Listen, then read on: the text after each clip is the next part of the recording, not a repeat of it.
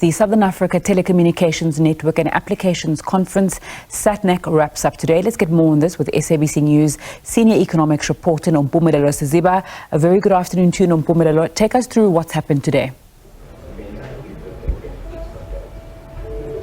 Thanks very much, Nzinga. Yes, well, it's been a fascinating day. Of course, the focus has been artificial intelligence, but a lot more was discussed really about the application thereof.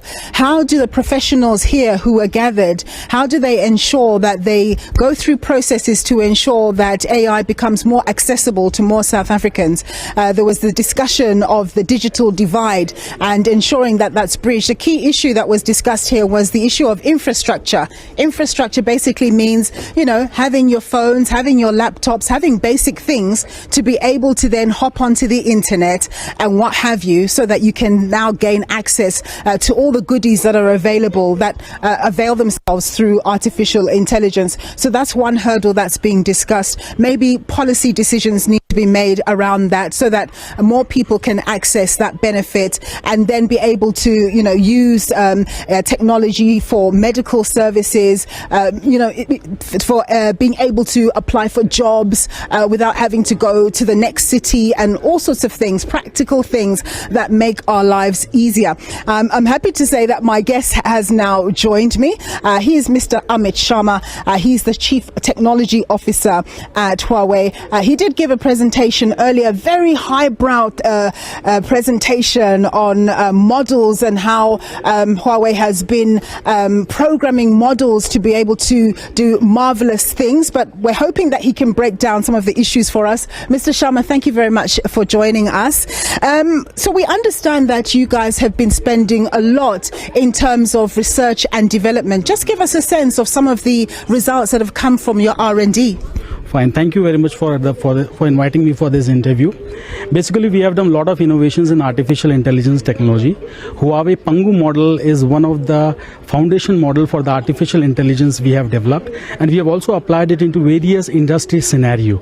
That is more important here. Although there are many foundation model available in the market, but knowing the knowledge about the industries as well as training as per the industry for the decision making is very important. We have developed those solutions. It is based on the higher layer. It can integrate based on APIs, and we also provide various tools for these integrations so that we can easily adapt it as per the industries. So we have developed it into multiple scenarios covering manufacturing industries, R&D industries, medical industries, or as well as meteorological and various other industries. So this is quite unique, which can be implemented directly into the industries. Now, one of the things that you talked about is that you use billions and billions of data sets and points to build up your models. But how do you ensure that there's data security? Okay, so data security is also an important aspect of any platform.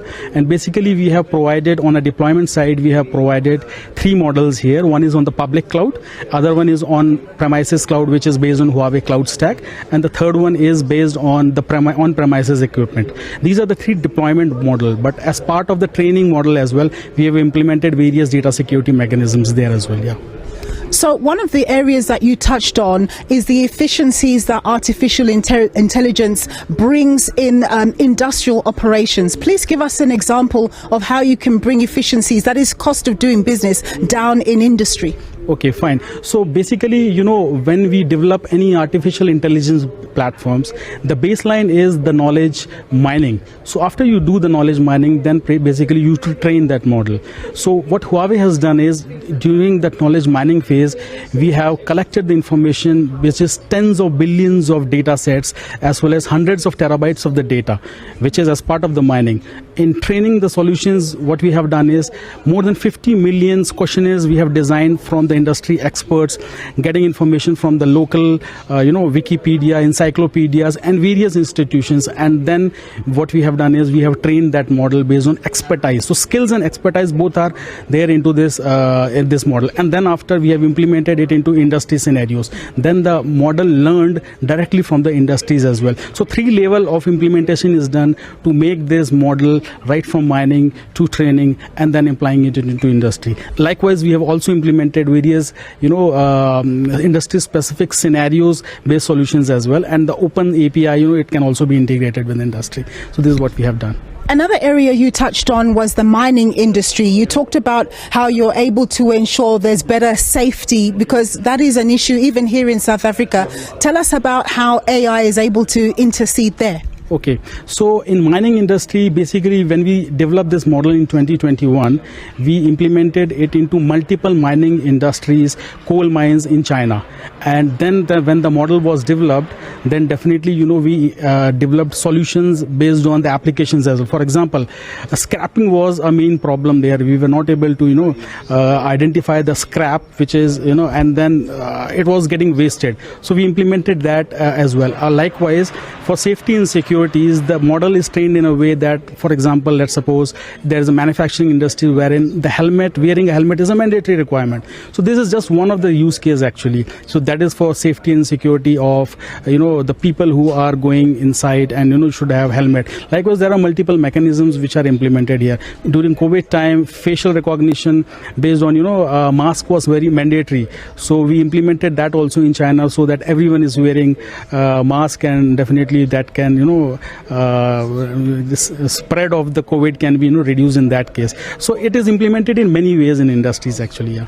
So you're the Chief Technology Officer at Huawei, and obviously you believe in technology. You're excited about the research that you do and the application thereof. But what about the bad side of AI? What are your concerns there? And shouldn't there be regulation? Because it doesn't sound as though there's regulation around the world. Yes, of course, there is, this is the major concern as of now.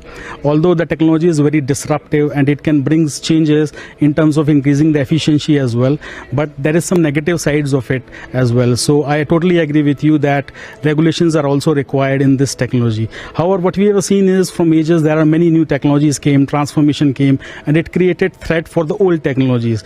But this is what the process is. What I believe is AI will generate a new ecosystems and will also open opportunities into new domains. So I think we have a good future for AI. Super. Thank you so much. Mr. Amit Sharma there, the Chief Technology Officer at Huawei, speaking to us. His presentation was very high level, and I hope for our viewers at home, he was able to bring it down to earth a little bit about the work that he and his colleagues are doing.